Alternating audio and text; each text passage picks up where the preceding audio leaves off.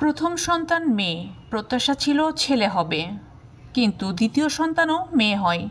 বগুড়ার শেরপুরে পারিবারিক কলহের জেরে ফুটফুটে ঘুমন্ত কন্যা শিশুকে পুকুরে ফেলে হত্যা করেছে বাবা। 16 মাসের শিশু মেয়ে হুমায়রা খাতুনকে হত্যার দায়ে বাবা জাকির হোসেনকে যাবজ্জীবন সশ্রম কারাদণ্ড, 20,000 টাকা জরিমানা এবং তা অনাদায়ে আরও 6 মাসের সশ্রম কারাদণ্ড আদেশ দেওয়া হয়েছে। দণ্ডপ্রাপ্ত জাকির হোসেন বগুড়া শেরপুর উপজেলার উচুলবাড়িয়া গ্রামের ইদ্রিস আলী পোদ্দারের ছেলে। মঙ্গলবার বগুড়ার প্রথম অতিরিক্ত দায়রা জজ ইফতেখার আহমেদ এই রায় দেন। 7 বছর আগে জাকিরের সঙ্গে পার্শ্ববর্তী নন্দীগ্রাম উপজেলার বুড়ইল ইউনিয়নের নামা সিংড়াপাড়া গ্রামের রমজান আলীর মেয়ে রাবেয়া খাতুনের বিয়ে হয়।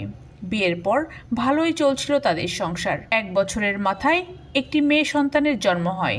মাত্র 12,000 টাকায় সুন্দরবন ভ্রমণ করুন। Your tours and travels Bogura. তার নাম জান্নাতি খাতুন।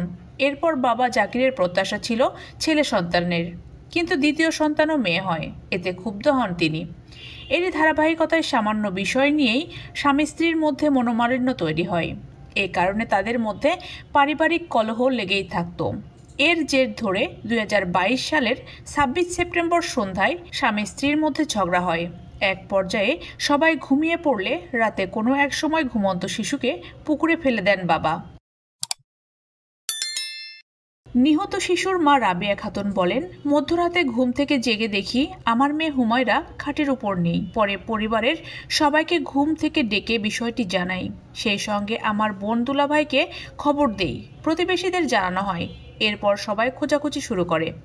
সন্তানকে না পেয়ে একাধিকবার জ্ঞান হারিয়ে ফেলি। এক পর্যায়ে আমার স্বামীকে চাপ দেন তারা। পরে তিনি পুকুরে ফেলে দেওয়ার কথা স্বীকার করেন। এই ঘটনায় তার স্ত্রী রাবেয়া খাতুন বাদী হয়ে জাকিরের বিরুদ্ধে হত্যা মামলা দায়ের করলে সেই মামলার অভিযুক্ত জাকিরের সাজা হলো। রায় ঘোষণার সময় জাকির হোসেন আদালতে উপস্থিত ছিল। রাষ্ট্রপক্ষের আইনজীবী অতিরিক্ত পিপি আরাফাত খাতুনে জান্নাত নীলা এসব তথ্য নিশ্চিত করেছেন।